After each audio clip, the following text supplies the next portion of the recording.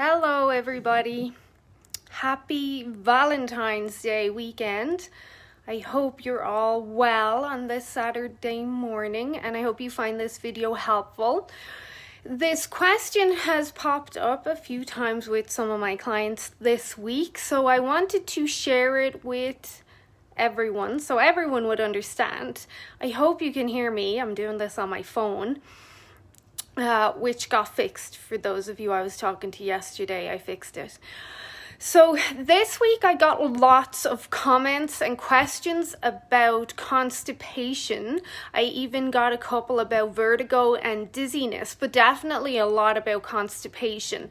And I don't know about you, but I definitely was really thirsty this week. My skin was really dry. And a lot of us, we will associate dehydration with the summer and sweating and the heat, and that we need to drink more then.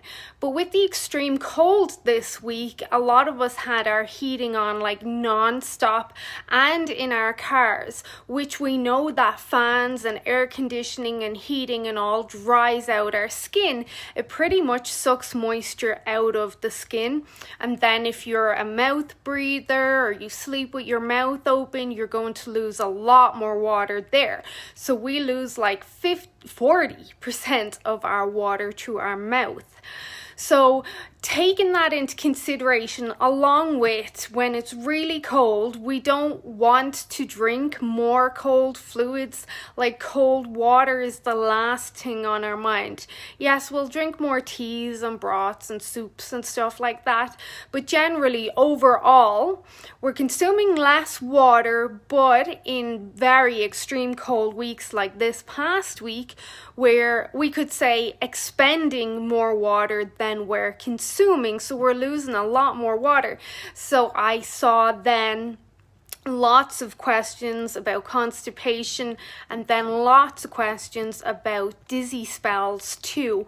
When we're dizzy and we've lost a lot of fluids, we will also lose a lot of minerals and electrolytes along with that.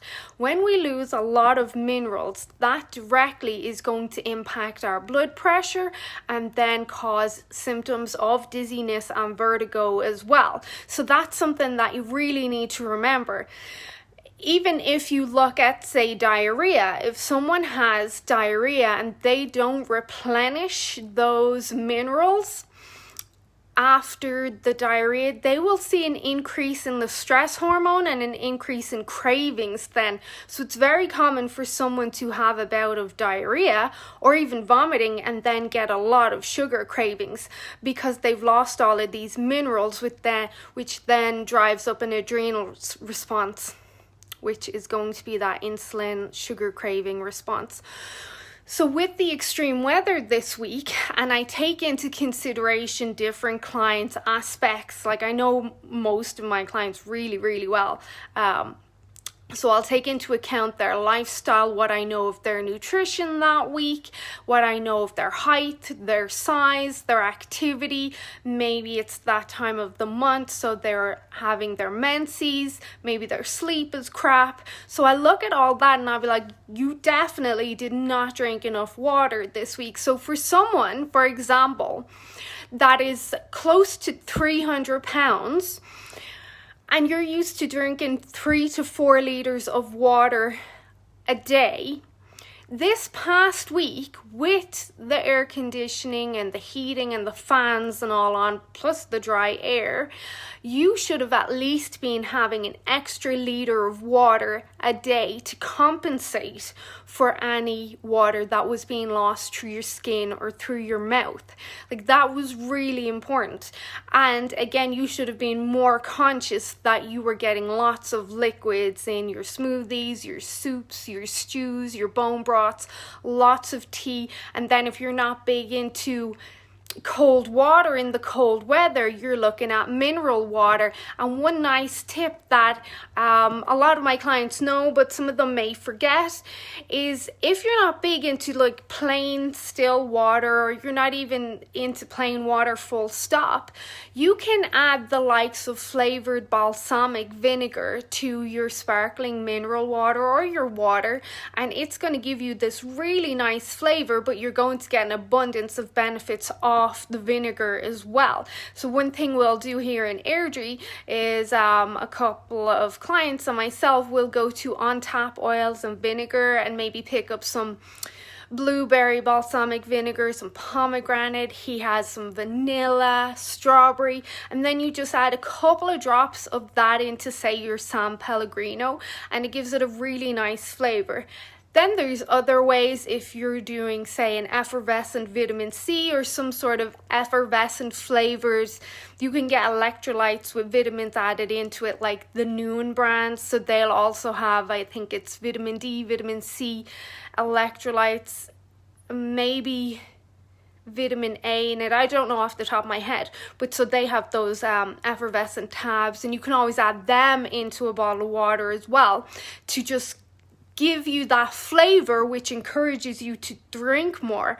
And then of course you can do the old school, add some mint leaves and some cucumbers and frozen berries. Like, there's lots and lots of options. You can make ice pops, or popsicles as you call them here. You can make gelatin gummies to bring up your water. You can make jellies. Like, there's so many options that you can bring up your water.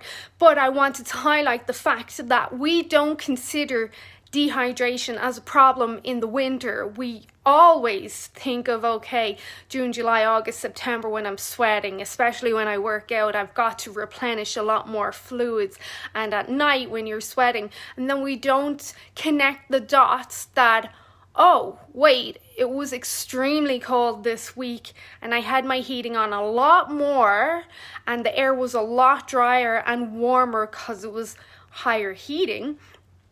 And I maybe didn't drink as much water because it's not so appealing. So when we look at constipation, usually that's the case. Like, constipation, unless there's this really big underlying problem, which usually I'm looking more towards diverticulosis and inflammation of the intestines and colon. Usually constipation is dehydration. If you have dry little poops, it's usually because there's not enough water in them. If you have very runny poops, it's usually because there's not enough fiber or bulk in them. So that's usually what it is. And then with the dizziness and the vertigo, you got the dehydration, so the cellular function is not happening properly. You've got the loss of electrolytes and the minerals, so that your adrenals are being targeted, and then that causes a spike in cortisol, and then you get inflammation, and then you get this dizziness because you've got the low blood pressure too from having less minerals. So this is the key thing that I saw this week, and it kind of flew over a lot of people's head because they wouldn't have connected the dots. There may have been an element for people with dizziness with the energies of the moon this week. That is possible, or if you didn't eat a lot. Low blood sugars is not really a thing when it comes to dizziness, especially for my clients who I know are metabolically flexible.